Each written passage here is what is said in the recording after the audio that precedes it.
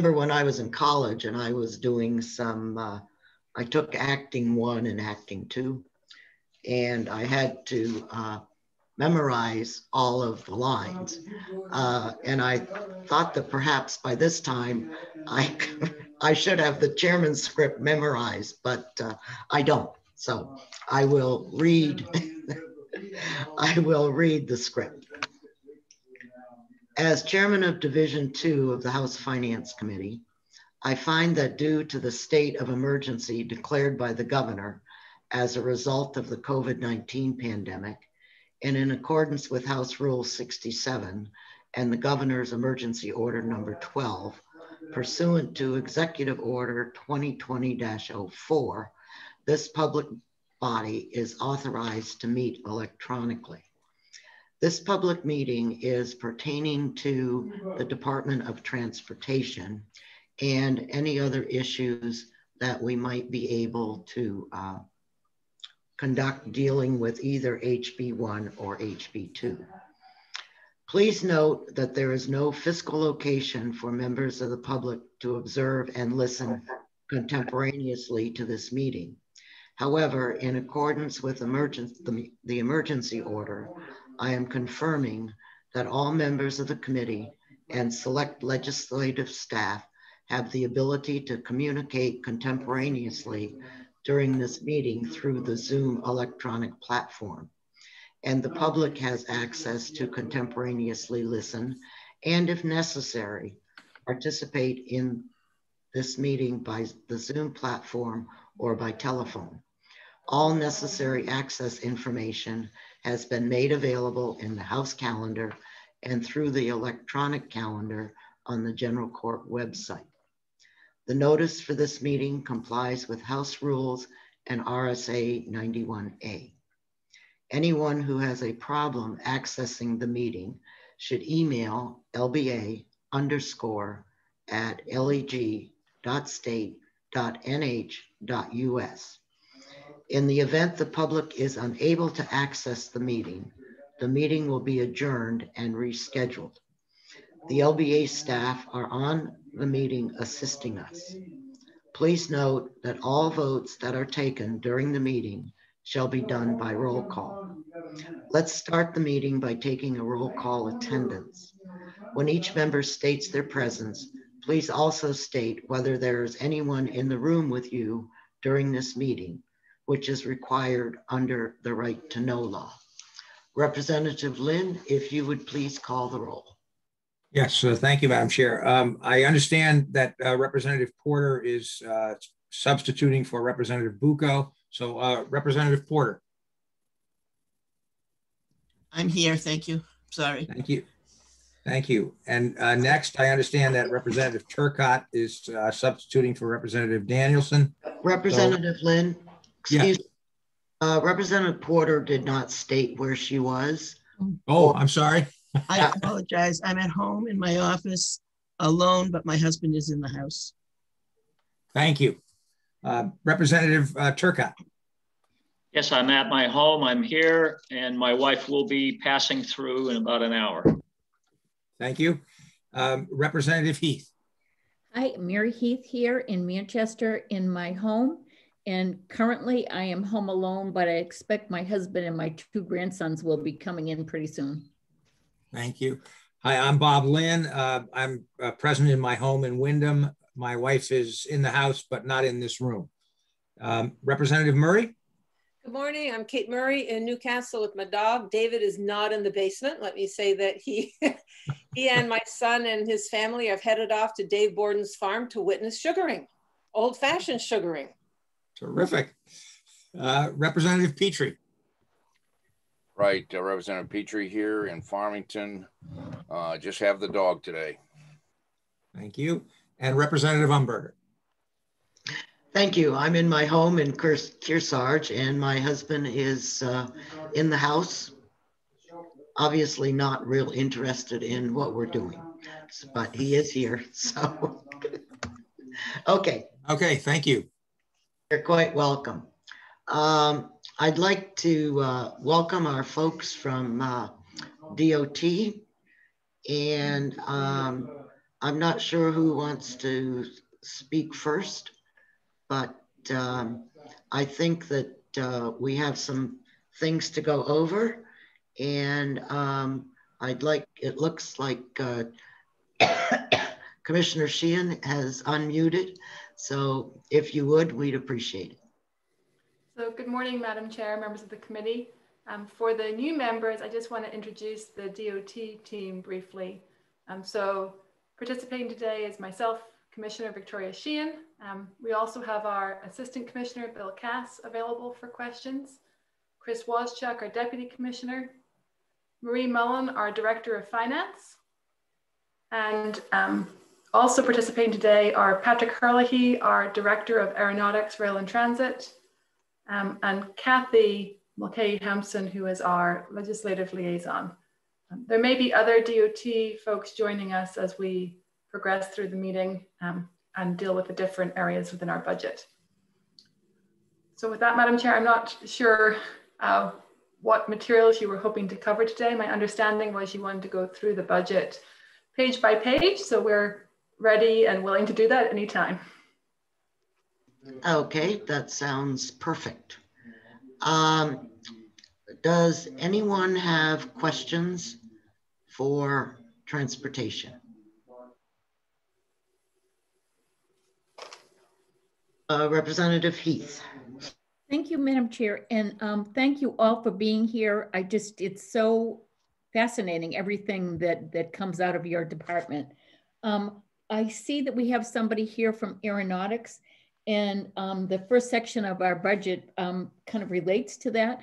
Could you just kind of talk a little bit about what's going on, what's new, some of the things you're asking for, what's happened over the last biennium, and what you're looking forward to? You want me to handle that, Commissioner? I think that's appropriate. The Bureau of the Division of Aeronautics, Rail and Transit, and in specific, the Bureau of Aeronautics, oversees approximately $20 million a year in federal funding through the Airport Improvement Program. That funding actually goes through the capital budget as opposed to the operating budget, and is matched by the state. It's a 90-10 program. It's matched by the state 5% and by the airports 5%.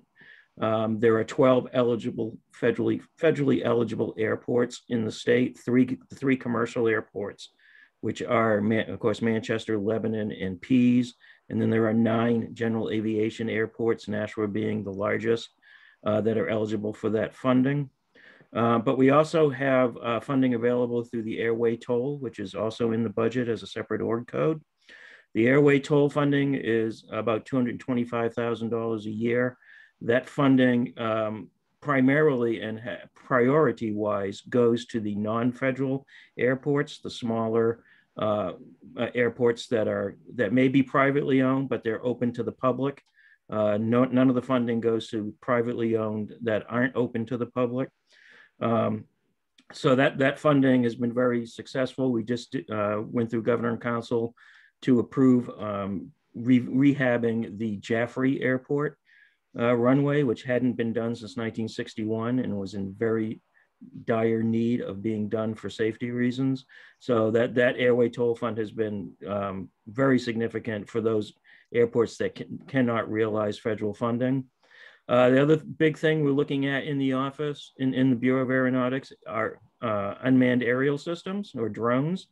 And in fact, there's a position in the budget that was granted 2 years ago, and it was carried forward by the governor this year to have a position to look at and to work with unmanned aircraft systems, both for private industries that are using them, but as well as the department that is looking at using them for a myriad of things to do with the construction projects and inspection projects. The Bureau of Aeronautics also inspects all of the public, open to the public airports each year to make sure that they're safe and they're compliant with FAA guidelines. And we also administer the aircraft registration program. So each aircraft owner in the state of New Hampshire who has a plane based in the state of New Hampshire is required to pay an aircraft registration fee. $250,000 of that registration fee goes back to those airports based on the number of based aircraft in at each of those airports, and then the remaining balance goes into the general fund. So that's pretty much it in a nutshell. Unless there's any other specific questions you'd like to ask on that. On page 851, the equipment line, and I know this is all federal funds. I see that you have a big decrease in the pending biennium, where you've gone from almost 4.1 million and 1.3 down to 870,000 and then 340,000. Is that a decline in funding, or what is that? I'm looking. That has to do with the state bus program. So we needed bus. That's not. Yeah. Oh, okay. All right. Thank you. Yeah, that was that big increase when we did a replacement program for the 24 bus and express buses that we own. But the replacement program will be completed before the next biennium. Okay. Thank you very much. And if I could just follow up, Madam Chair. Absolutely. Could you just buses have taken a big hit during the pandemic, and I'm sure you have. What does it look like? Is it starting to come back, or what do you anticipate? It's starting to come back, but it's very slowly coming back. On the local public transit side, they're about at 50% ridership than pre-pandemic levels. The intercity bus industry, though, is and the commuter bus industry in particular has not come back yet. Ridership is almost 90% less than what it was pre-pandemic. But it's part of our infrastructure. And luckily on the Boston Express side, we were able to realize CARES Act funding to keep those buses going. Because at some point the commuter market's going to come back. We don't know to what degree yet, but we need to be ready for when that does happen. Thank you very much. Are there any other questions from the committee? Oh, good. He's a really nice guy. Okay, seeing none, Mr. Hurley, I do have a couple of questions. In your general fund area, is that all for airports? The general fund area for us is all in staffing and administrative costs in aeronautics in 2107, and in the rail and transit is for rail staff, for rail staffing, and for half of the administrator's salary for the Rail and Transit Bureau. The administrator gets paid half federal and half general funds.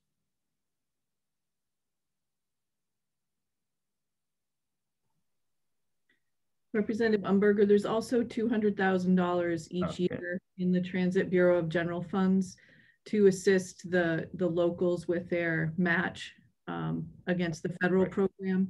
That was included in the budget last year, and the governor has continued that in our budget this year as well. Yeah, the federal funding for local transit agencies isn't for operating is a 50-50 program. So 50% comes from the feds and 50% comes from either local or state resources. And the 200,000 goes towards that 50% of the match.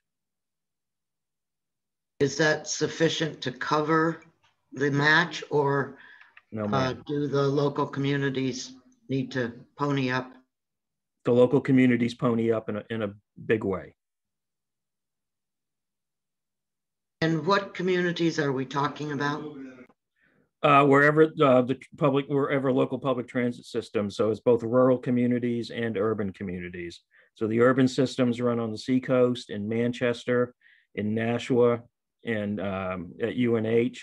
And the rural community, the rurals come from the North Country Transit, Carroll County Transit, even Concord area transit is considered a rural service. Sullivan County, I mean, they cover the state for the most part. So any community that they operate in is asked to provide part of that local match. Okay, I thought that's what it was, but I wanted to be sure. So your general funding, you said, covers mostly salaries, is that, and Mostly what's in Org Code 2107 and 21, I think it's 2139, the rail. So anything that's in 2107, which is aeronautics, all of that is general fund, except for the airway tolls, its own separate. And then what's in 2931 railroad, that's all general funded as well.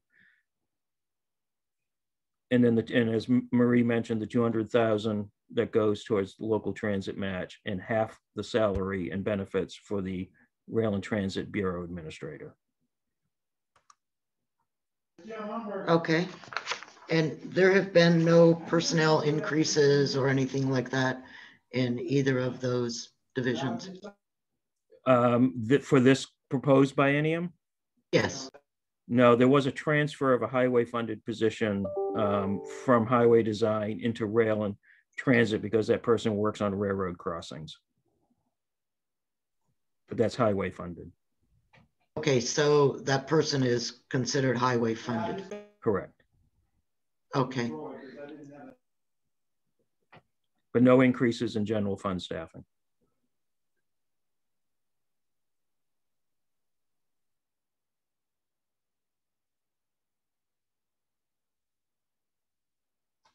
Okay. Are there, yes, Representative Heath. Oh, sorry. Thank you, Madam Chair. Last session, we spent a lot of time talking about rail and what was happening with rail. Could you just update? I see that that it's pretty consistent in the general fund for that line. Can you just update us on how that's going and what the plan is? Anything for anything in particular, or well, the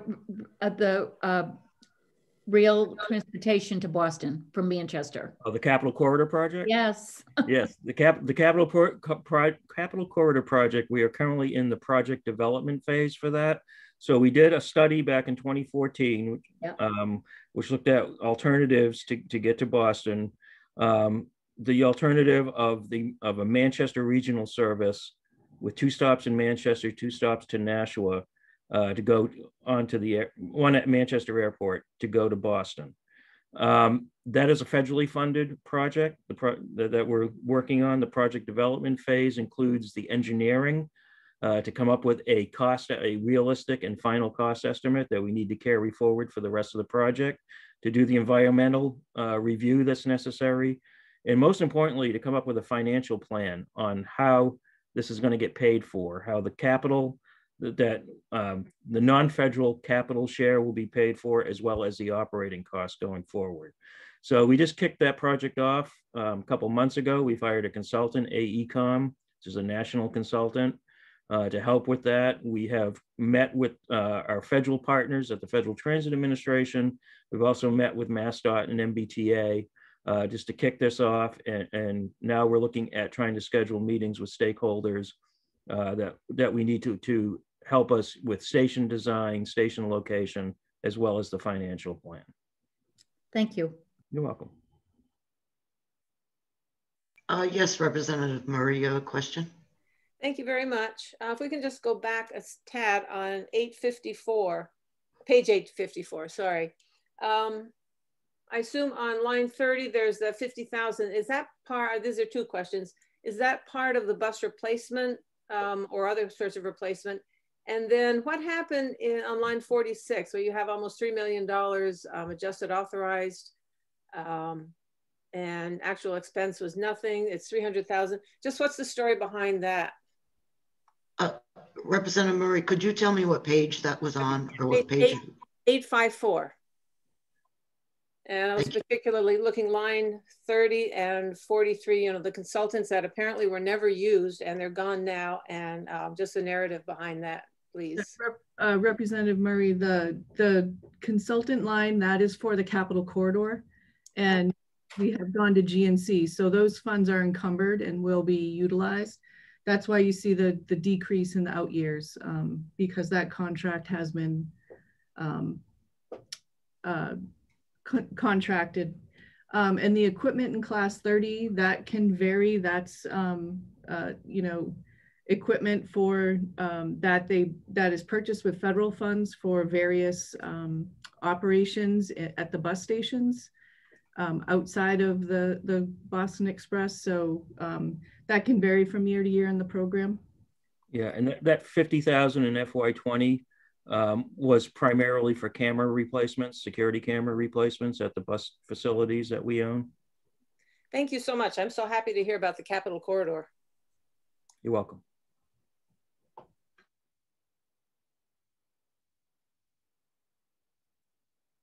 Okay, is there anything else on aeronautics and rail? So, I have trouble trying to keep my fingers on what I need to talk about.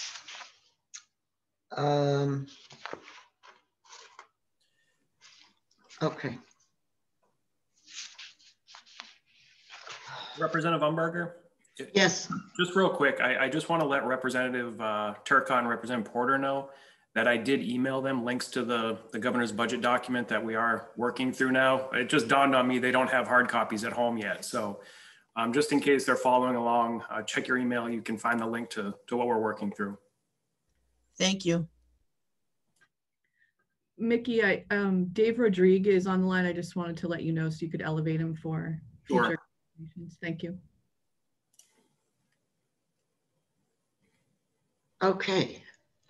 Is anyone else have any questions? Okay, I would like to turn to page 869.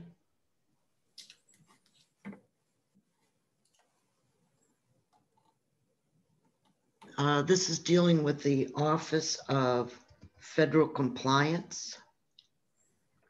And I noticed that in the last 2 years, there was nothing funded in that area, but yet we are putting in additional, what appears to be additional money in 22 and 23, or was that just the way it was? Representative Umberger, in that accounting unit, it did exist. Previously, we had it as 100% highway funds. And as we evaluated, you know, their functions, we determined that they really should be 100% federal funds. So you see there that the funding was actually switched from 100% highway funds to 100% federal funds, but that their budget, overall budget, has not increased from FY 2021. It's actually down slightly in both years. Just to explain what the role of the Office of Federal Compliance is. Because we are a federally funded agency, we are required to follow all federal guidelines across our programs, whether they're funded directly with federal dollars or not. So that's why previously, because they supported the entire department, we didn't show them as a federally funded office within DOT. But at the end of the day, we're required to have these programs because we receive federal funds. And so that's why we're making the switch. It's a more appropriate way to fund this particular office, but they will continue to support the entire department. And Representative, if I may, on the previous page, 868 shows all the line items for that office. So you can see there's actually been some reductions, as Marie noted, in 22 from 21. Representative Murray. Thank you, Madam Chair. Apropos, it's someone you just said I see there are 6 positions in the Office of Federal Compliance. You said they're also supporting the rest of transportation. So do they deal with compliance issues that are not federally related as well? So they're housed here, but they also do other work. Their full-time isn't just federal compliance, it's also other aspects of your organization? It is full-time federal compliance, but the federal codes require us to not just follow federal guidelines on our federally funded programs. So because we are receiving federal funds as an agency, as an example, we have to be an equal opportunity employer. So it doesn't matter whether we're hiring for operation and maintenance, which isn't federally funded, or whether we're hiring for those bureaus that receive federal dollars, we still have to ensure that we are following all of the criteria around how we post and recruit for our own internal workforce. So that's what I mean when I say they support the entire department. It's not just our bureaus and sections that are funded directly with federal funds. It's across the board. Thank you. Representative Petrie. Yes, thank you, Madam Chair. The amount we send to Washington in federal tax monies or whatever, how much do we get back percentage-wise back to the state? Are you referring to our federal gas tax contributions, Representative Petrie? Yes, and any other taxes that they would collect, you know, for that purpose, for, you know, for highway. So by law, where our federal gas tax contributions are concerned, we're required to get at least 95% back. New Hampshire actually gets about 116%. It varies slightly year to year, but that is based on the fact that the federal Highway Trust Fund has been insolvent and has been a general fund infusion to fund all of the federal programs.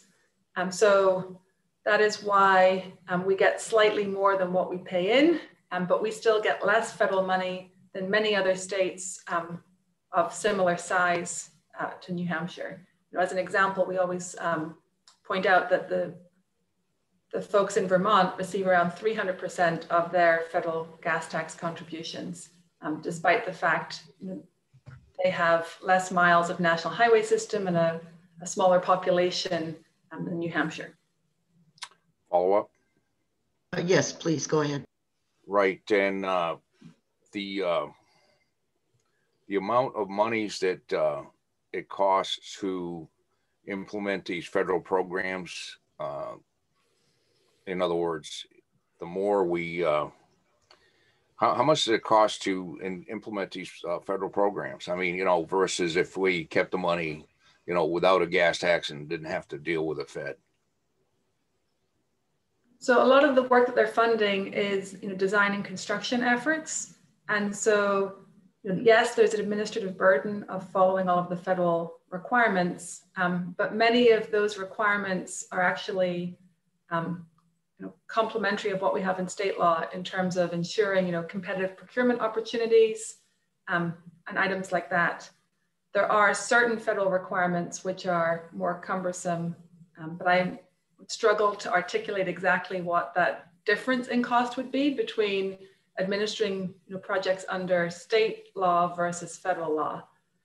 Sometimes it's more delay, just working through, for example, environmental permitting processes and things like that can take time. Certainly when we have to have documents reviewed and approved by federal agencies, you know, that can be cumbersome. But as I said, you know, a lot of the other aspects of administering these programs are similar, whether we're following federal guidance or state guidance. Thank you. Representative Porter, you have your hand raised. Yes, Madam Chair, I just wanted to let you know my husband is now in the room with me, along with one of our cats. Okay, Zoom cat. All right. Are there any other questions as so far? Okay. I would like to proceed. Oh, Marianne, Representative Heath, I'm sorry. Thank you, Madam Chair. I just wanted to move to the highway maintenance. Is it okay to move ahead? Yes, absolutely. 876. And it's way at the bottom, and it's federal revenue transfers from other, transfers there. And then we've got the line that says federal funds, and I think I know the answer to this, the 41. What page, I'm sorry, The page is 876. Commissioner, is that the infusion that you have from the CARES Act on that line under 2022, where it says federal funds, it's all zero except that one spot, and then it lists the highway funds. And then my second question is, are you seeing a return to a more healthy highway fund at this point in time? So I'll let Marie take the first question and I'll take the second. So I'll start with that response. You know, we have been working very closely with our colleagues at the Department of Safety as we try to forecast revenues. You know, we discussed this at some of the last work sessions. We're still not seeing traffic volumes return to pre-COVID levels. You know, on more rural roadways, traffic volumes are down to a lesser degree, but on our high volume facilities, because of the reduction in commuter traffic, we're still seeing significantly less cars on the road. So it does depend on the corridor. Now, if you're watching the revenue focus, you'll see that in areas like registration fees, there's been a little bit of a bump, but overall, no, we're not seeing the highway fund return to pre-COVID levels. And then as we explained during our last work session, further, as we look to the future, the increase in fuel efficiency of vehicles is still something that we have to pay close attention to. So it'll be a challenging time for all of us in terms of projecting revenues. We're watching what's happening in other parts of the country. For the Turnpike, we have a consulting firm that assists us in forecasting first the traffic and then the associated revenue. And we're partnering with safety and trying to provide them with as much information as possible, since they're the ones that collect the revenue to support them as they're presenting to Ways and Means and working with the Governor's Office on revenue. Thank you. Marie, do you want to answer the other question? Yeah, so the $41 million, you're correct, Representative Heath, that is, it's related to the Coronavirus Relief Act that was enacted at the end of December. So it's different than the CARES Act. It's the subsequent one that was at the end of, signed into law at the end of December. And so DOTs were provided direct funding in that bill, and the state of New Hampshire DOT was provided $41 million. So that is where we have placed those funds in the budget to be utilized. And as you can see, it displaced the highway funds for that fiscal year. Thank you. That was going to be my next question. Thank you. You're welcome. And if I could follow up on that, Marie, are we anticipating getting any funds out of the new act that will be signed tomorrow that can be used with the highway fund? There aren't any direct funds to the highway fund in that bill. There are some funds for aeronautics and transit that are direct, but not to the highway and state DOTs. The state will be receiving, and the commissioner can probably expound on this more, the state will be receiving a portion of the $350 billion going to state and local government. Of that portion that the state DOT may receive, we don't know at this time, but the commissioner, may want to add something to that. So Marie is correct. There's no direct assistance for lost highway-related revenues. We, continue to advocate at the federal level that we have seen significant reductions, both on our federal aid system, but also on the Turnpike system. And so we will be working with the Governor's Office and trying to learn more about what the opportunities might be with the assistance that was provided for state and local governments.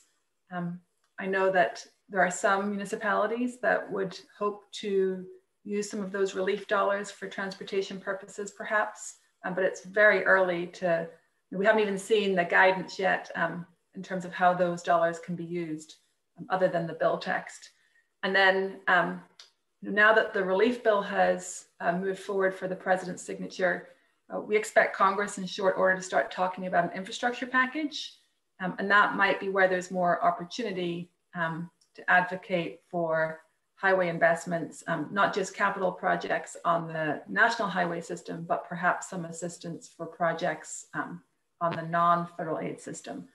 So we will continue to advocate in the weeks and months ahead that if there's going to be federal funding for infrastructure, that be as flexible a package as possible, so that we could really try and ensure that we're assisting with addressing this lost revenue across our entire network, not just on the assets that would typically be eligible for federal funds. Are there any other questions on this issue? Representative Heath? Oh, thank you, Madam Chair. I'm on looking at, this continues to be about, oh, I'm sorry, I'm actually jumping to bridge maintenance. Is that all right? On page 878? Of course, that's fine. On underneath estimated source of funds for Bridge Maintenance Bureau, you have projected for highway funds for 2022, 8.4, and then for 23, 8.8. Now, is that a high estimate for those lines? I'm just, based on what you've said about the highway funds, I'm fearful that that won't be a reality. And if that isn't a reality, what does that mean? So Representative Heath, we've worked very closely with the Department of Safety. We're confident that the revenue projections that have been put forward are realistic. And so this is a balanced budget. Based on the current revenue projections, this work would be funded. I also want to acknowledge that Dave Rodrigue, our Director of Operations, has joined the call. So if you do have specific questions on the work of our operations bureaus, he is available as well. Thank you. Representative Murray. Thank you, Madam Chair. Same page, that's where I was headed, but a little bit further up. The 1.7 million that was in 2021, I guess that was not expended. Can you tell me the story about where that went? It says, is that operational services, and just what that means, what it means in the paper, but also what it means in real life. And there's the 2 million or 1.5 million drop in your total budget for that. Oh, pardon me. Is that going to impact your ability to continue to do maintenance on bridges? So this funding was a new program in the fiscal year 2021 program. It was for bridge washing. That was to be able to wash some of our tier 1 high volume bridges every year instead of every other year. Due to COVID and the revenue shortfalls, this program was eliminated in FY20 and 21 to assure we had sufficient funds to maintain the system. And it was also cut in our 22-23 budget to be able to balance based on the reduced revenue projections. Follow up, if I may? Yes, absolutely. Is this a COVID related fatality, or is this something that's more inherent in what transportation is dealing with? So Representative Murray, and really for the benefit of the new committee members today, as Marie said, this was a new program. So given the health of the highway fund and then how significantly COVID-19 impacted our revenues, there was several items that we put on hold last year so that we could lapse additional dollars. And then in this budget, as Marie explained, because of the health of the highway fund, we're not moving forward. So it's not just this particular item around bridge washing. For the new members today, we have other programs such as guardrail repair and graffiti removal that were funded in the last budget. We did not move forward and expend those dollars because of COVID-19. And then we have not included those items in this budget because of the ongoing concerns about the health of the highway fund. Thank you. So if I might follow up on that. So the drop from 10 million to 8 million, that is in all bridge washing, guardrails, or is that just in the bridge washing area? This is the Bridge Maintenance Bureau, so this is just the reduction in the bridge washing. But as you go through the other bureaus' budgets, you'll see similar changes. Okay, okay. So we're not eliminating the bridge washing program or the others. We're just cutting back on how much we're doing. Is that what I'm hearing?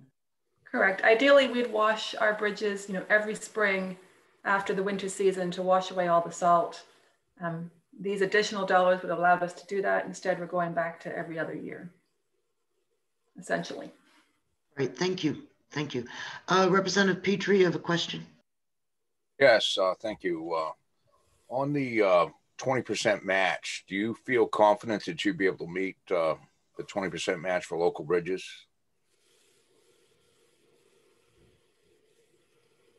When you talk about the 20% match, you mean our 20% match to federal projects, or are you talking about the no, the local when a local municipality like Farmington, we have several red list bridges, and if we decide to build those, will the 20% be there that for the match?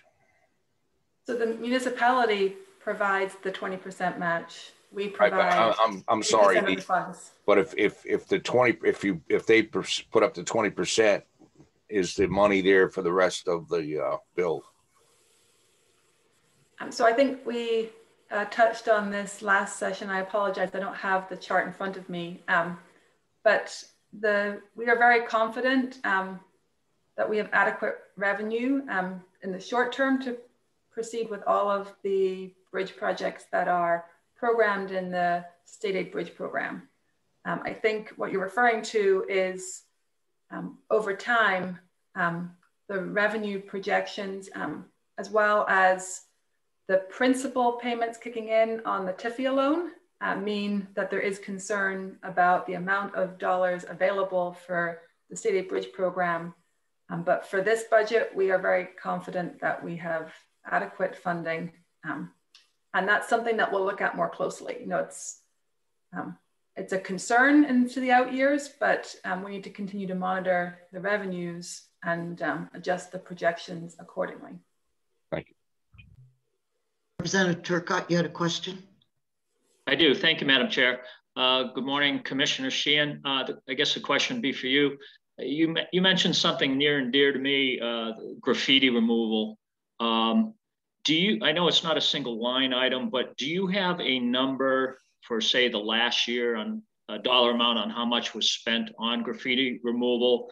And then if possible, if I could get a number on, say, 5 years ago, what that number was. I'm just seeing a huge increase everywhere I drive, and it drives me up a wall seeing it. I just would like to know, how much we're actually spending on that. Thank you. So I'm not sure if any of us have those numbers at hand today. Certainly my colleagues can chime in if they do. I will tell you, Representative, unfortunately, with the health of the highway fund and the concerns around available revenue, we really have cut back to focus on our core maintenance of the system, and in particular, public safety and operationally making sure that we were addressing issues. So unfortunately, some of the more cosmetic things, as important as they are in terms of setting the right or first impression for visitors who come to the state and for others, that's the type of work that we have been forced to defer. So I'll happily get that information for you on what's been spent in the past and what we've been spending most recently. Thank you. That'd be very helpful for me. Thank you. Okay, are there other questions that folks have on the budget? Okay, I would like to, if I could, go back to winter maintenance. And figure out what we're going to do in that area.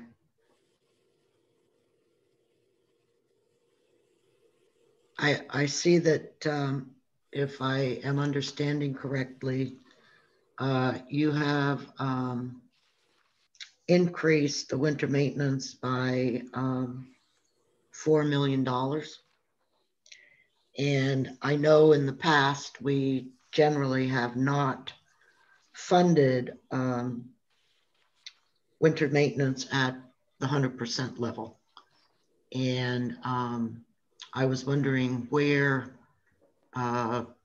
we stood on that and whether or not we can reduce winter maintenance costs at this point, knowing that as time goes by, if indeed you need to come to fiscal, that's appropriate. So I'll start and let Marie or others chime in. So when we were working on the budget in the governor's phase, we anticipated having to come back to fiscal this year to ask for additional dollars for winter maintenance. Fortunately, the last couple of weeks have been milder than we had anticipated. And so we've been looking at what our needs are between now and the end of the winter season.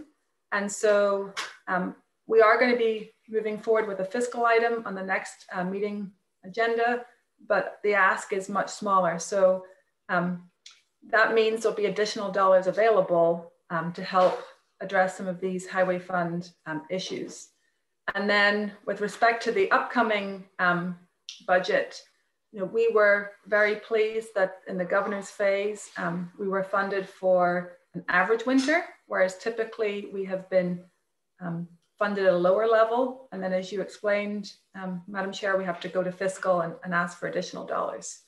My understanding is the revenue projections from House Ways and Means for the Highway Fund are a little bit lower than in the governor's phase. And so certainly if you're looking for areas to cut from, we've explained how lean we are in other areas of the department. It would be appropriate to reduce the amount that's been budgeted for winter once again, with the understanding that if we had an average winter or worse, we would go to the fiscal committee and request those additional dollars at that time. So I know that Marie had a conversation with Steve Lavoie from Safety and with Mickey, so I'll let her talk about the specific dollar values that we are thinking.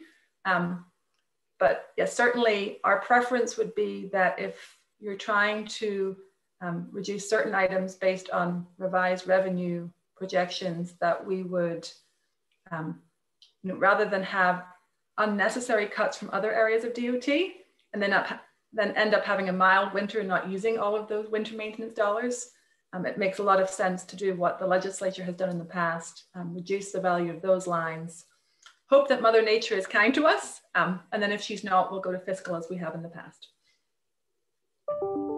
Marie, would you go ahead, please? Sure. So for FY21, in the governor's phase, in the projection in the surplus statement, we had projected needing approximately $9 million for additional for winter. As the commissioner stated, it's been a little milder recently. We've taken a look at the numbers and we feel we'll only need about $5 million of that $9 million. So therefore an additional $4 million would be able to go towards the highway fund deficit, towards those revenue reductions. And then I know based on the revenue changes, there'll be some changes to block grant. And so whatever the net difference is that's needed in the highway fund, I'm sure Mickey is calculating that.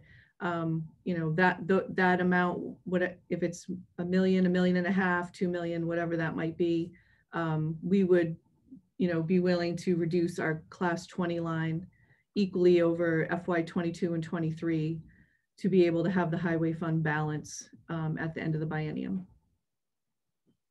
Okay. Mickey, have you looked at the block grant numbers?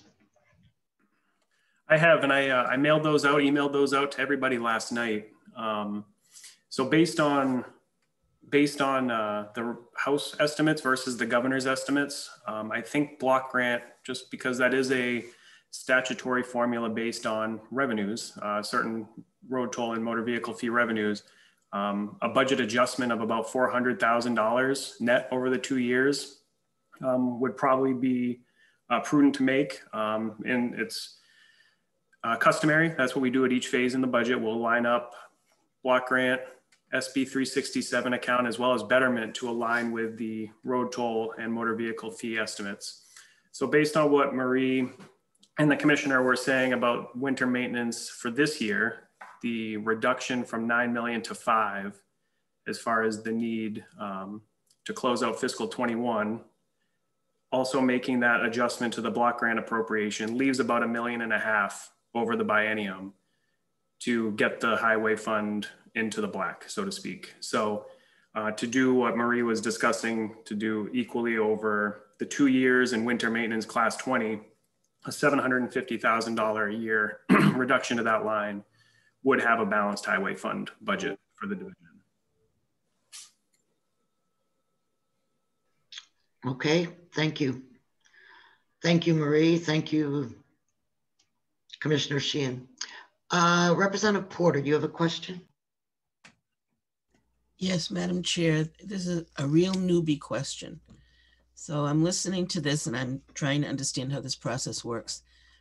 The department comes in and asks us for, make up a number, $1,000 to take care of the roads for the winter.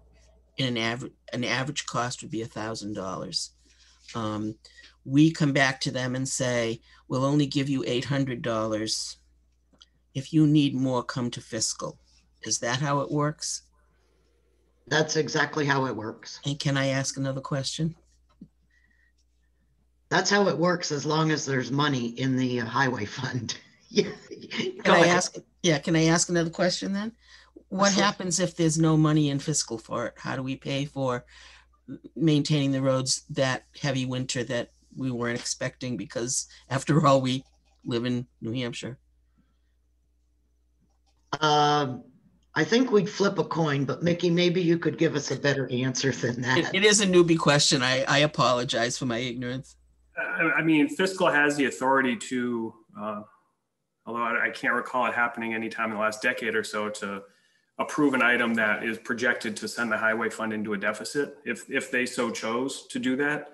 Obviously, at any point in time that the department or comes forward with a request to draw from highway surplus, we're projecting that fund balance as of that point. So for instance, we're coming in this next fiscal committee meeting with a request and we're projecting out fiscal 21's balance as of March.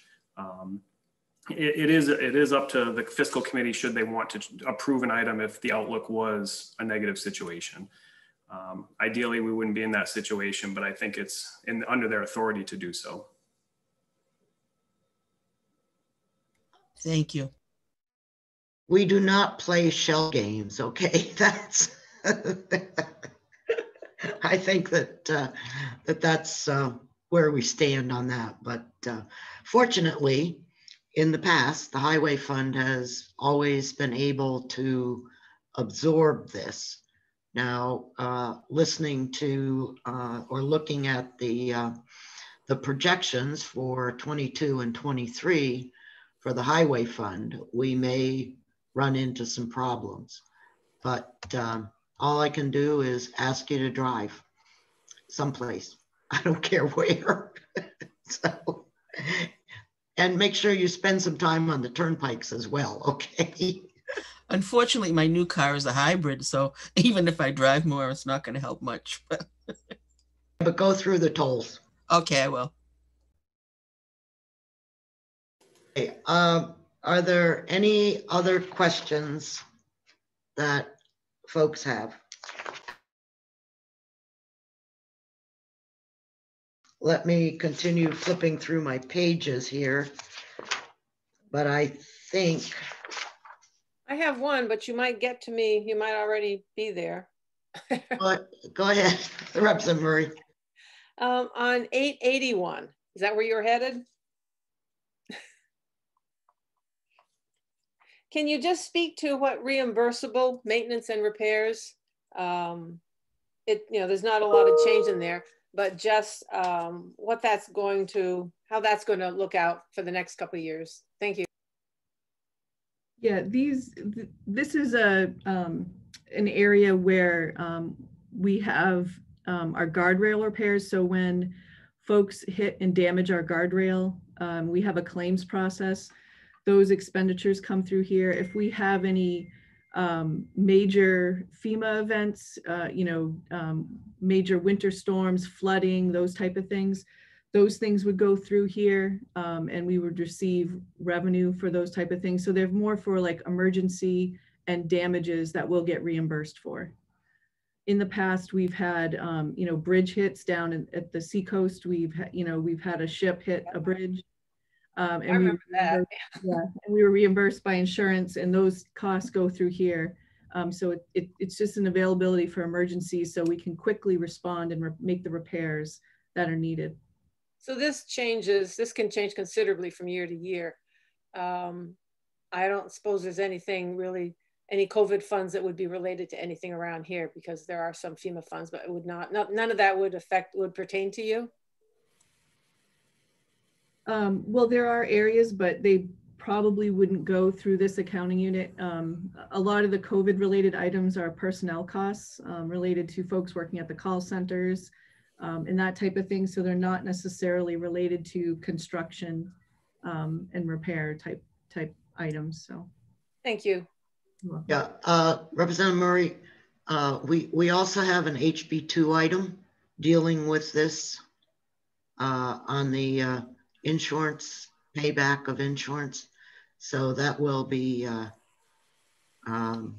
we'll discuss that when we finish on the budget, okay? Thank you.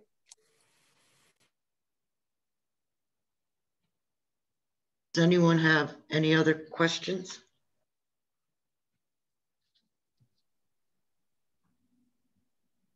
Okay, yes, go ahead, Representative Heath.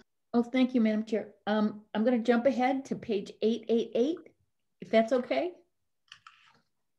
We're about overweight permits.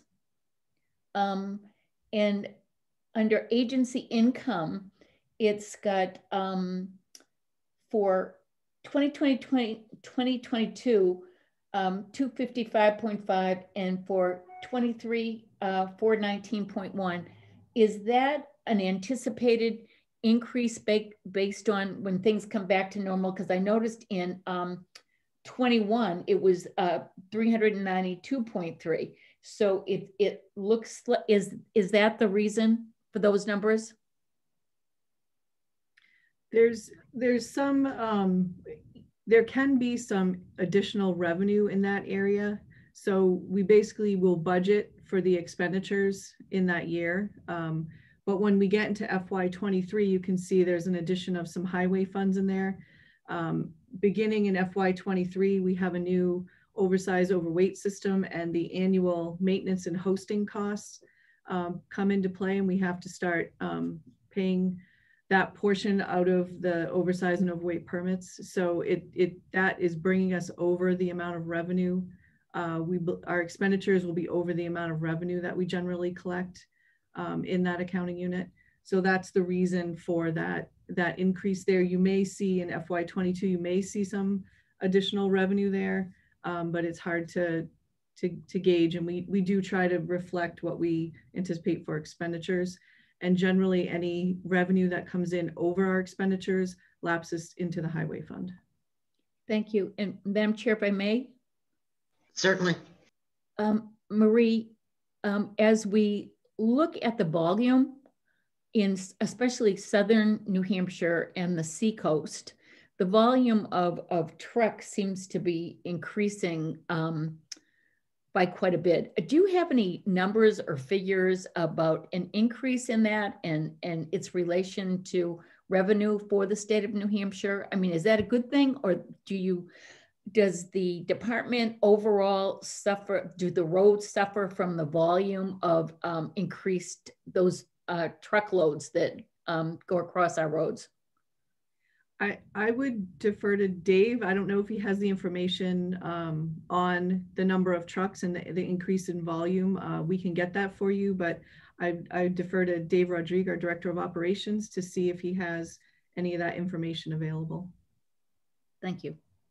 Thank you, Marie, and thank you for the question, Representative Heath. I do not have information on the increase in truck traffic as a percentage of our regular traffic volume.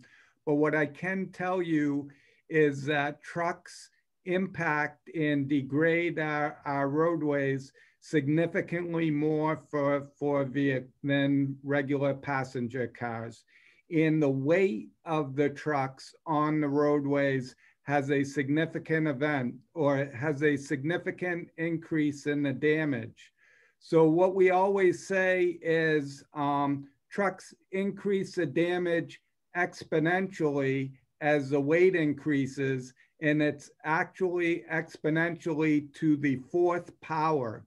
So what may seem like a very small increase in weight of the overall vehicle, or even more specifically, the axle weight of the vehicle, while it may seem like a relatively small increase in the weight, the amount of damage that it does to the roadway for, let's say, a 38,000-pound axle load to a 40,000-pound axle load, the amount of damage for that change is actually 1.5 times the damage. So as we get heavier and heavier trucks on the road and heavier axle loads, the amount of damage we do to our roads goes up significantly. Thank you. Madam Chair, just to follow up quickly on that. Problem. In relation to that, that seems to make a lot of sense because those trucks are getting bigger, it seems. The costs that you have revenue coming in with the permits, but the costs to the damage to our roads, do they balance out, or does that create more problems for you? So Representative, if I may, this is the Oversized Overweight program. Yes. So individuals only need a permit when they are carrying a load that exceeds the statutory limits. So many of the trucks you see on the road don't require these permits. Yes, they're large vehicles, they're heavy vehicles, but their registration and other fees are based on the weight. So they are paying more for use of the system. It's only if they exceed those statutory load limits, then they have an oversized vehicle, then they have to apply for a permit. And that's for everyone's safety. We want to make sure the route that they're driving, the infrastructure can handle both the size and the weight of the vehicles that would be on the road. Thank you. So it's not just this one area that's that the trucks are contributing to. They're paying the other highway fund revenue as well as contributing to this particular line item. Okay, could we go back just a minute to page 886 and this area called salted wells? Is this a result of road salt that we are putting on, or how does this program work? I'm sorry. So yes, you're correct. This is to do with road salt. Since we have Dave, I'll let him explain the program, but we have many items that go before Governor and Council associated with our salt impacts to wells. So thank you, Madam Chair, for the question. What this is a program that the department is statutorily required to investigate and under certain circumstances replace wells that have been compromised by salt, primarily due to salt use for de-icing.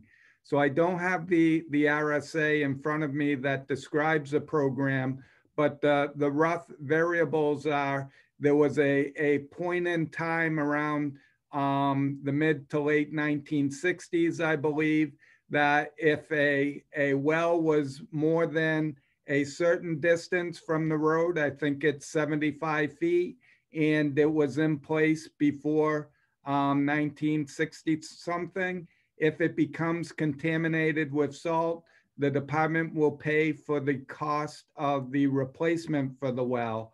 And in order that there's a process in place where the water is sampled over a 6 to 12 month period. The salt has to show up at a certain concentration at each test.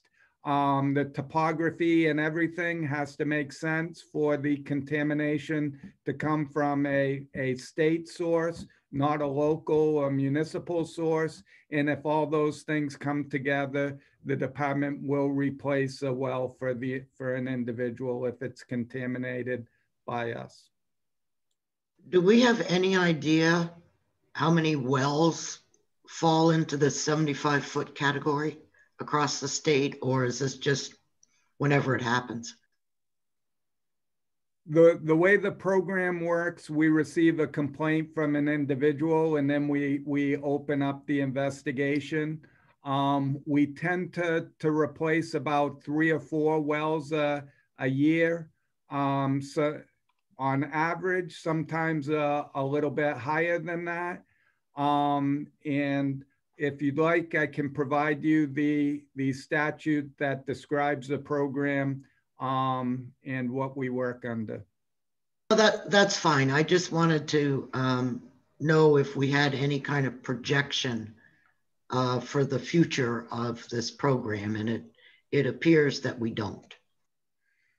The other thing I would add, it has been fairly consistent, as Dave said, the average of 3 to 4 wells a year. So at least, while we don't have the projection, at least monitoring the activity and stuff, if it was creeping up or anything, we would be able to react and adjust to that. The only other thing I would just note, it is specific to residential wells. It doesn't cover businesses or municipal wells. So it's very specific to those private residential properties. Thank you. Representative Porter, you have a question? It's not a question, Madam Chair. I'm being a pest again. I'm going to need to leave the meeting in about 10 minutes. No problem. Thank you. We're glad you were able to join us.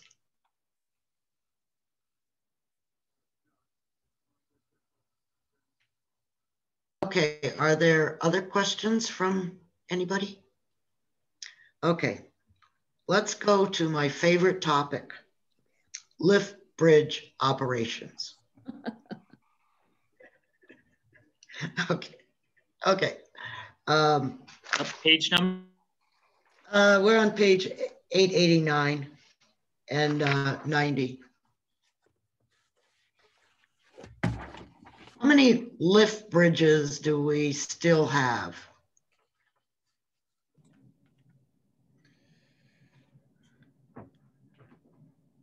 You want me to answer that? I think we have 3. Correct. We have 3 lift, Madam Chair, we have 3 lift bridges that are regularly operated, 2 in Portsmouth, the Memorial and Sarah Long Bridge. We have the Hampton River Bridge that is operated regularly during the summer season and on call during the winter season. And we have 1 other lift bridge that is operated often only once or twice a year.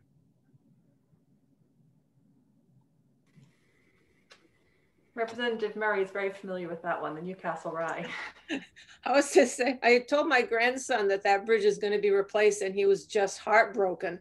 And he says he wants it to still be a singing bridge. I think, I don't know about that, Linda. So to follow up, actually, potentially 2 of these bridges will be going away. The Hampton Bridge and the Newcastle Bridge, although the decisions are not there yet. But when you're talking about this, can you talk about the impact of not having those 2 bridges as lift bridges? So as Dave indicated, the Newcastle Rye Bridge may only be opened once a year, so that's a minimal impact. If the Hampton Harbor Bridge was to be replaced with a fixed structure, and then yes, we would be consolidating our operations. We'd only be responsible for the memorial on the Sarah-Long.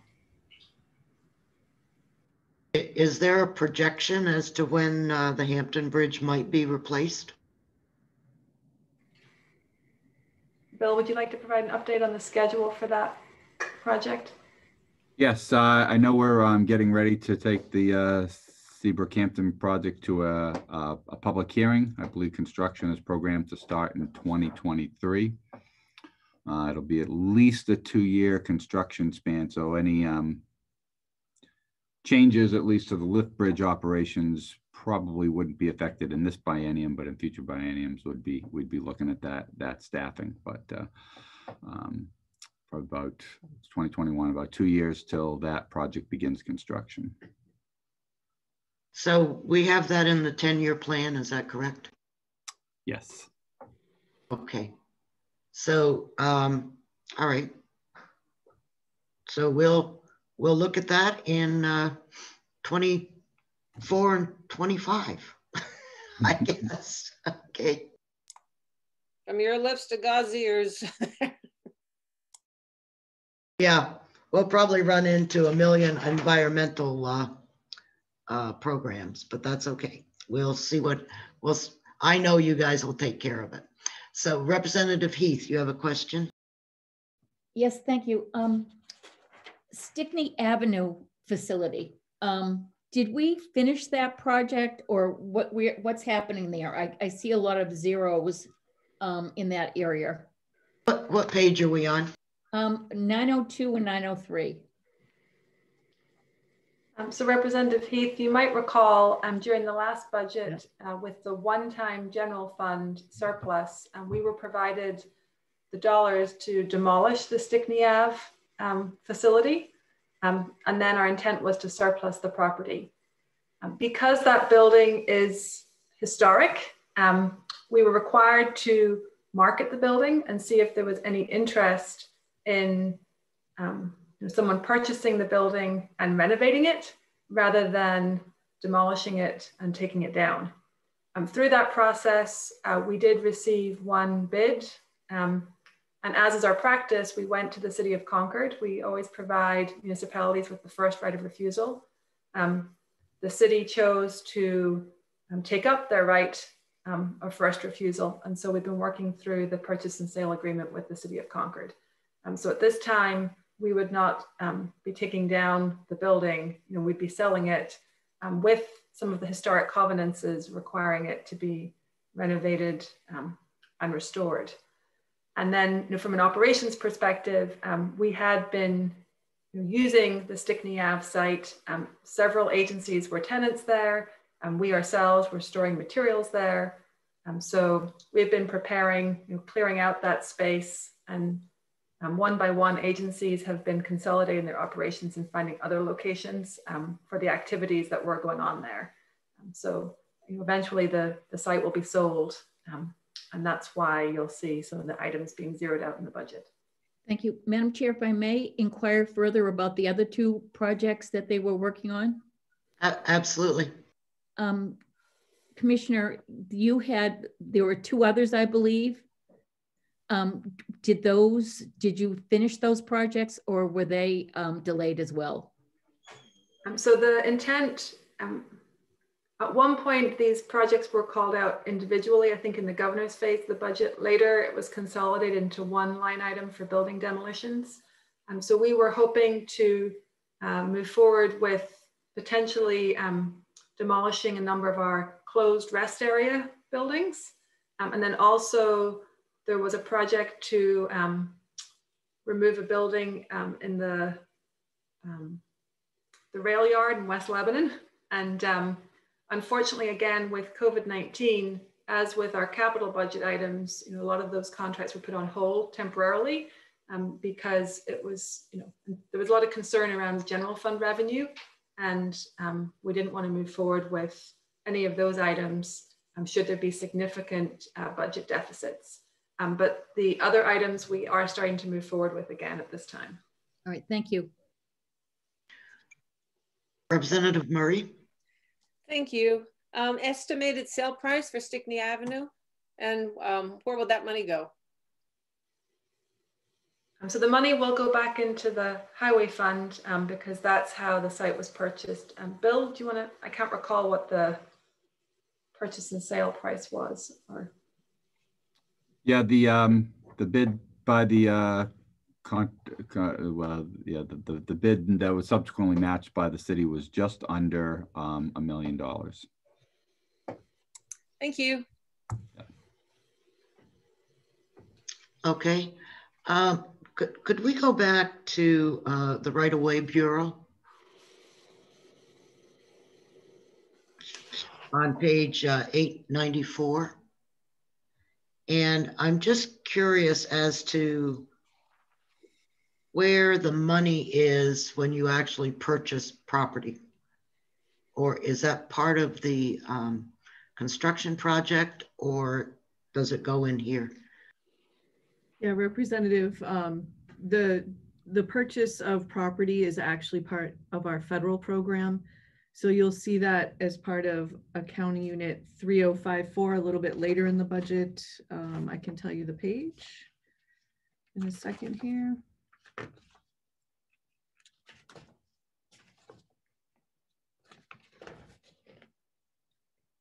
It's on page 910 and 911.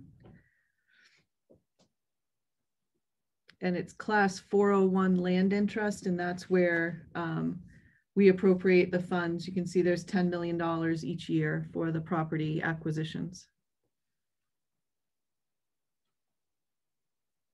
Okay, thank you. You're welcome.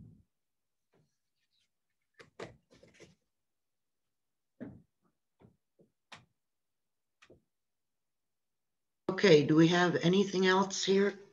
I still have a couple of questions, but I need to find them in this mess. Oh,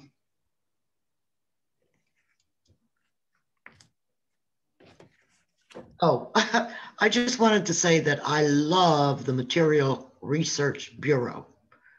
If any of you have not ever had an opportunity to go to this particular facility, maybe I'm the only one that loves stuff like this, but it is a phenomenal outfit.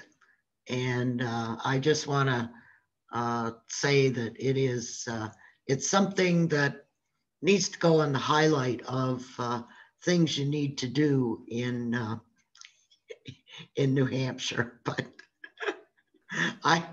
anyhow, I did make a note to that effect, and I wanted to pass it on. Okay. If I may, Madam Chair, we were very disappointed with COVID-19. We weren't able to have an open house like we did at the start of the last legislative session to sort of showcase all of the different aspects of the work at DOT. But certainly we're always open to conducting tours if people want to see specific facilities, or if there's specific projects you'd like to go out and take a look at with us in the field. We extend that invitation often to the members of the Public Works Committee, but obviously we'd be willing to host any of you and show you different aspects of what we do. I think the budget can be a little dry. It's much better when you see things in person. Both our materials and research facility is impressive, but also mechanical services. We talk a lot about the fleet with this group. We'd be happy to have you tour our facility and see the condition of some of the trucks and the type of work that we're doing each and every day. Thank you very much. Mickey, you have already discussed the changes in municipal aid. And so we don't need to talk about that. You'll just make the changes, is that correct? I think I would ask for the committee to do a vote on that. And we do have a change sheet. That's the one I sent last night. I can also share my screen if everyone wants to look at that now and ask the department any questions if you want on the 3 accounts that would be impacted. But I think I would ask for a committee vote, even though it's somewhat technical. Oh, yeah. I agree. So yes, why don't you put that up in case somebody had, and I have to be honest, I did not see your email last night.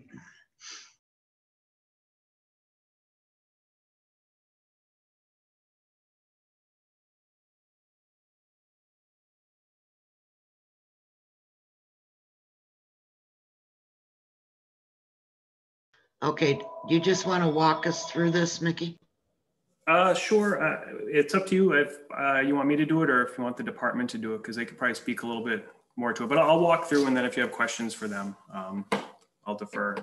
So the first would be the apportionment A. So this is your highway block grant to municipalities, which is the 12% based on the previous year's unrestricted road toll and motor vehicle fees. So based on the House Ways and Means revenues compared to the House's, or excuse me, yeah, the House revenues versus the governor's revenues, in year one, there would actually be an uptick of $25,000. Right here, you see the change column in the middle. And then in year two, you see the savings, so to speak, to the highway fund of $415,000. So this is the only item out of these three on this document that actually touches highway funds, unrestricted highway funds. And again, this is just to align the revenues up. There's no change in the formula or how the grants would be paid out. Ultimately, they still would get paid out based on the actual revenue received when that does come in. But we're just truing up the budgeted estimates right now. And we pay a year in arrears, correct? Correct. It's based on the previous year's revenue. Mary, sorry, Representative Heath, you have a question? Yes, please. For item one, that seems like a very simple change. Do we want to take action on that one at a time, or are we going to act on these all together?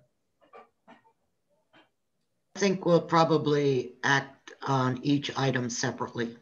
Okay. Would you like a motion to accept item one? That would work for me.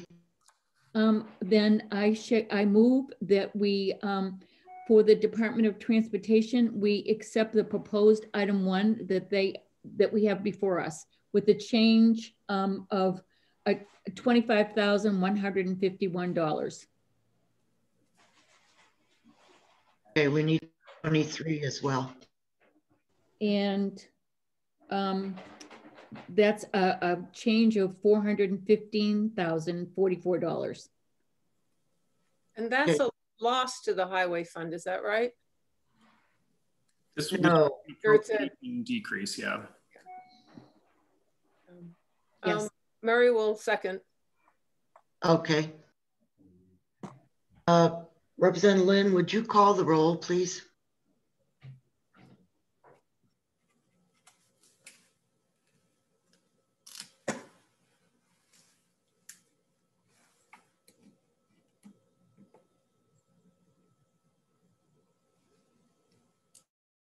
Representative Lynn, would you call the roll on this, please? I'm sorry, I was muted. Sorry about that. Yes, Representative Porter. She left the meeting. Ah, okay, all right. Representative Turcotte. You're muted. All right, there we go. Yes. All right, thank you. Representative Heath. Yes. I vote yes. Bob Lynn. Representative Murray. Murray votes yes. Representative Petrie. Petrie votes yes. And Representative Umberger. Representative Umberger votes yes. It's a vote of 6-0, Madam, in the affirmative. Okay, thank you very much. So Mickey, let's go on to item 2. So item 2 and 3 are restricted revenue accounts based on road toll. So the first is the betterment account. So betterment is 3 cents off the gas tax less the block grant that's paid out on that portion goes into construction program the department runs. And so on page 907, the betterment accounting unit, I have here class line 400 as the reduction. I'll defer to the department if that's not the correct expenditure line to adjust for this change, but I think in the past, usually we would have impact class 400. So in the first year, there's a reduction of nearly 600,000 for 594008, and in fiscal 23, it's 589055. Is there any comment from Marie or the commissioner? That class line is fine, and we know it's truing up the road toll revenue projection, so we agree with that change. Okay. Do I have a motion to accept? Oh, okay, Representative Petrie, thank you. Do I have a second? Second. All right. Is there any comments, questions? Seeing none, Representative Lynn, would you call the roll, please? Yes, certainly. Representative Turcotte. Yes. Representative Heath. Yes. Representative Lynn votes yes. Representative Murray. Murray votes yes. Representative Petrie. Petrie votes yes. And Representative Umberger. Representative Umberger votes yes. All right, so vote of 6-0 in the affirmative.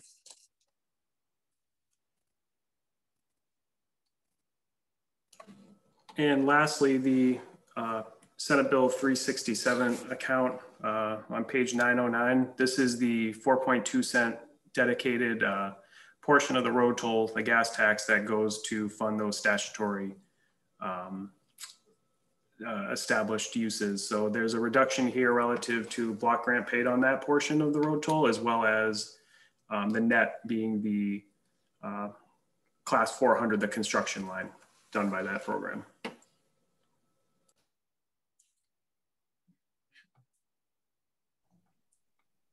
And again, are there any questions or comments?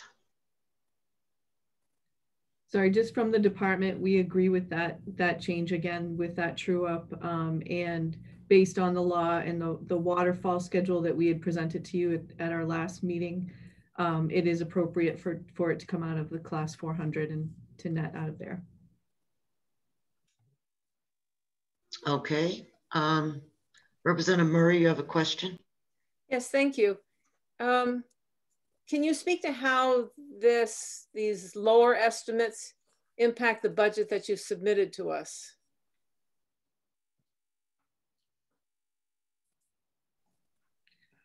So these lower estimates would just reduce the size of our program, potentially the amount of paving or bridge work that we're able to do related to these revenue projections. So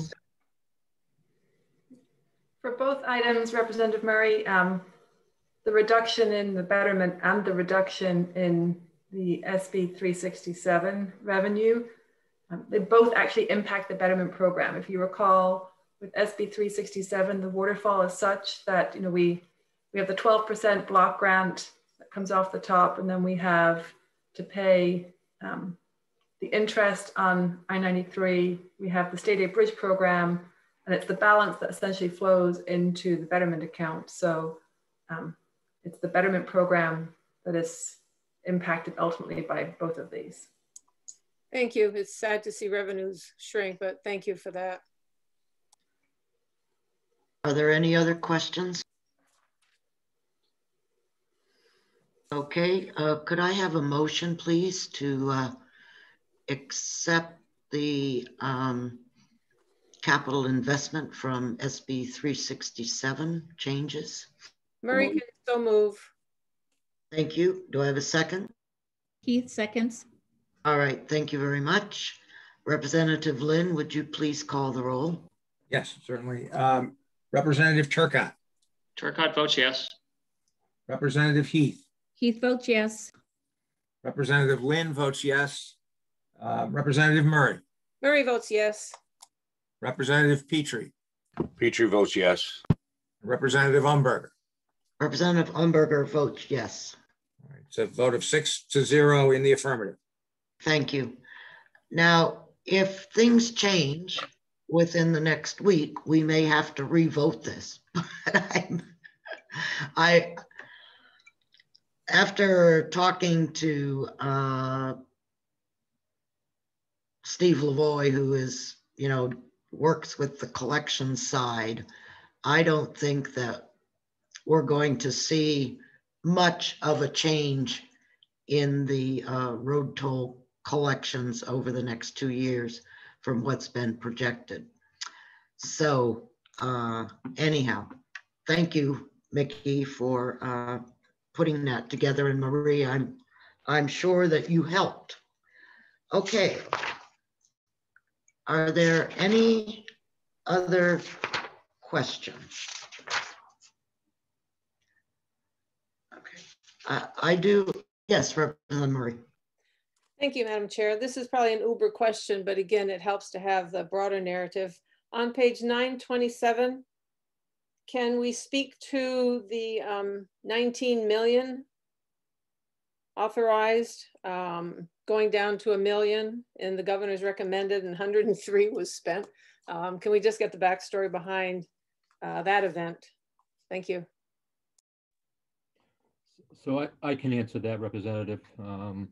So this is the Turnpike Fund, and in the Turnpike Fund, all the capital work is included in the operating budget. So this is work that was planned on the Central Turnpike. Based on the progress of several of the major projects, as well as the impact of COVID, the spending on what was projected on one of the capital projects was not completed in 21. Actually, that's going to be moving into 22 and 23. So there's less money needed because these are non-lapsing accounts. So that money actually does not lapse, it moves forward. And that money will be utilized in the future on those, on the major capital work. And actually this money is probably slated for the F.E. Everett Turnpike widening. And actually this is the toll collection equipment, so I think it might have to do with all electronic tolling in Dover, Rochester. I was looking at the top of the sheet, Central New Hampshire Turnpike, but I agree with you, Marie. This is for all electronic tolling on the Spalding Turnpike. Thank you.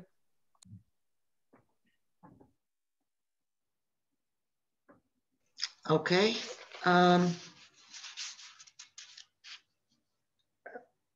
Is there anything? Oh, I'm sorry, Representative Heath, please. Thank you, Madam Chair. Mine's more of a comment than a question. And I feel like you have come before us and you've done so much. And I feel like I want to apologize that we're not able to help you more. You have so many needs, and right now just it's such a tough budget. And I so appreciate all the work and efforts that you have done to put forward a balanced budget. And I just know how difficult it is, but please know your work is greatly appreciated. And I feel like I'm always, last time I did the same thing because we couldn't help you to the extent to which you really need the help. And at some point, the big, huge infusion that you need, I hopefully, when our revenues come back, that we can do for you. Representative Murray.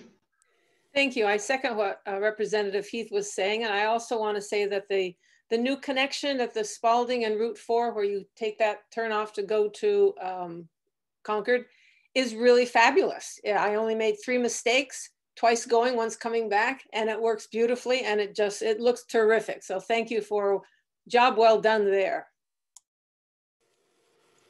So if I may, Madam Chair, we are very proud of the work that we do at DOT, and we understand that every single person who needs to travel throughout the state of New Hampshire relies on us to do a good job. So it has been a tough budget. Revenues obviously have made it challenging, but we've worked very hard to be conservative and to really put the brakes on some of our work at a time where revenues were uncertain. We're pleased that as we've been first working with the governor's office and now with you on the 22-23 budget, that we have some confidence and can move forward this summer construction season with some of the projects that we had temporarily suspended. And we'll continue to advocate at the federal level for as much assistance as we possibly can get. And I just want to thank the entire team at DOT. Marie does tremendous work, but all of our administrators and directors are timely in providing her the data and information that she needs. So it's a team effort, and we really thank you for recognizing how much effort we've put into this, and most importantly, the financial controls that everyone has been doing their part, given the health of the Highway Fund. Okay, just one last question. I think I'm full of it today. Of your personnel positions, how many are unfunded at this point?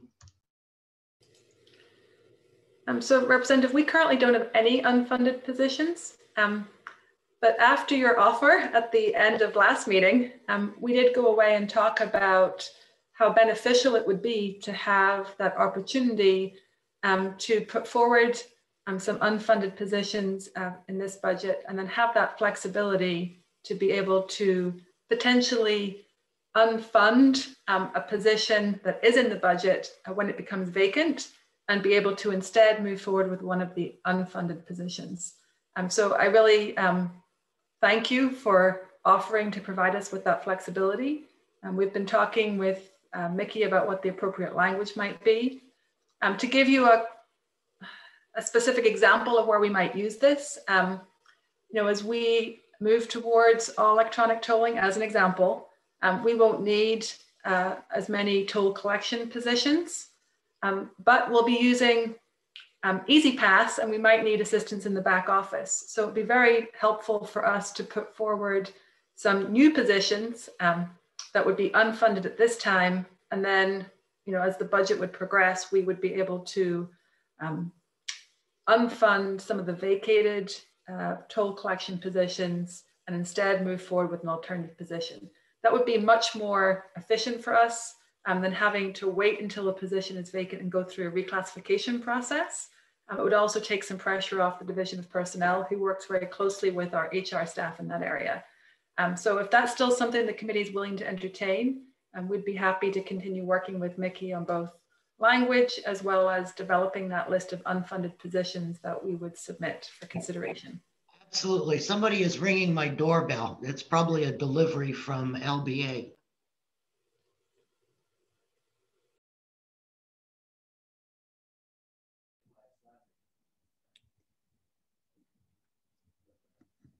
Well, Commissioner, I just want to add, I hope that we can move that forward, if not today, very soon, because I think it's important for you to have that authority. And I'm pleased that we were able to work on that. Yeah, that flexibility seems like it'll provide some freedom, some efficiency. Yeah, it's really the efficiency, being able to onboard new individuals much more quickly, or if we have individuals that want to transfer laterally, we're trying to, as we move towards new technologies and embrace innovation, still find opportunities for the existing workforce to transition into new roles. So this would really help us.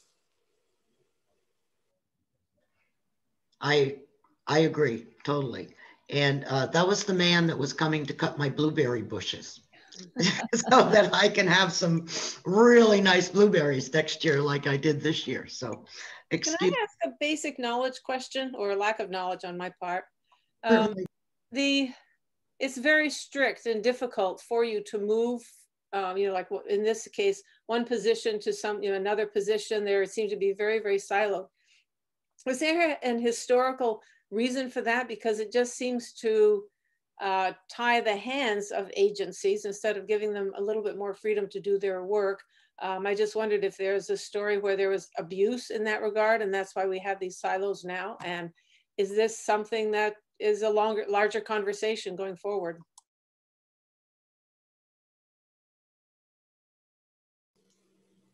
I have absolutely no idea, Representative Murray. It's at least since 2012, when I first joined finance, it's been that way. And I don't know if Mickey has any background on this, or are we just making things tough? I have nothing really more to offer. I would probably defer to the department to be more experts on the matters of personnel rules and everything involved with that. But I mean, it's something we can explore more if you'd like to at some point. That's probably a pretty big conversation for this stage of the game, you know, where we're at with this year's budget. But yeah, I mean, there's state personnel rules. The Division of Personnel, you know, has processes and everything. So it's kind of a statewide thing. It might be something to look at for a bill in the, you know, in the future. So, Representative Heath, you have a question? Madam Chair, I just want to agree, as a former employee of the Department of Education and the time involved in trying to get on board new positions, to trade positions, to shift them, if it's still the same way, it sounds like it still is, it would be, I think, something that would be a Division I area, but it certainly would help folks to move more quickly in doing things. Okay, Mickey, do we still need to approve some House Bill 2 language for safety? So we've got the transportation highway, or excuse me, House Bill 2 sections that you could accept what's in there now. You've received some feedback from some of the policy committees. We could certainly go through those if you wanted to, you know, accept those as they are right now and take a vote and get those behind you while you've got the department here to answer any questions. As far as any new amendments, I don't have anything drafted, but we can certainly, we talked about the unfunded positions, establishing unfunded positions. There was other talks of perhaps uses of any excess surplus from this year. That came up at our last work session with the department. Again, we don't have any language on that, but we've been working behind the scenes on some things. And if that's something the division wanted to have drafted, we could have that for the next work session.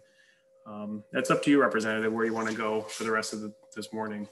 Okay, I think that go ahead and draft what you had indicated, and we will look at all of those at some other time. Okay.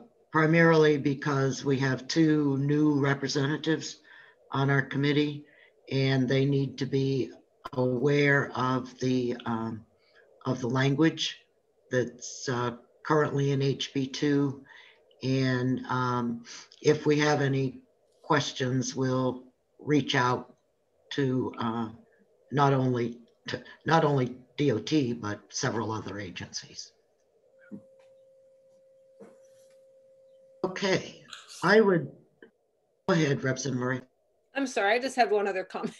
My neighbor's brother used to work for DOT, and he has nothing but good things to say about his experience working there.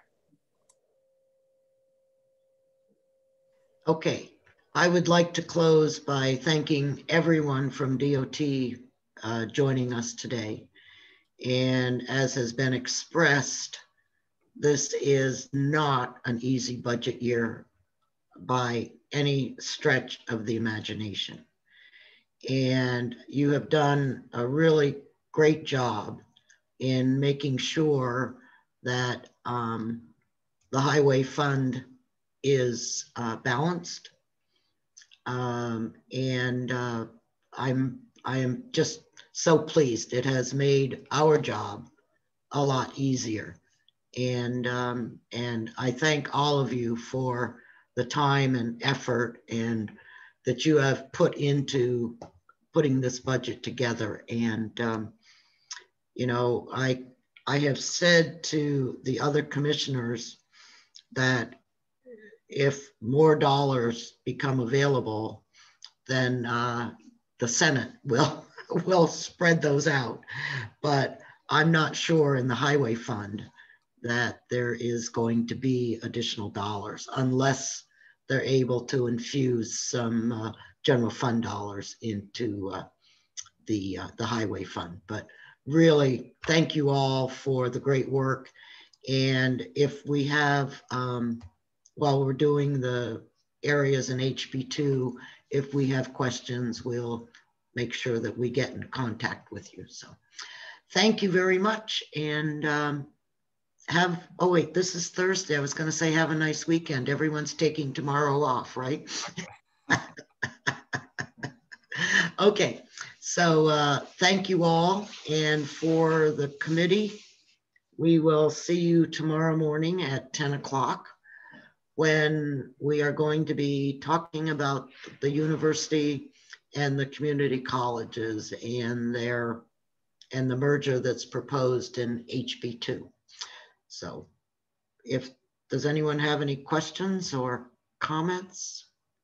Okay, we'll see you tomorrow morning at at 10 o'clock. So thank you for a great day. Take care. Thank you, Madam Chair. Thank you.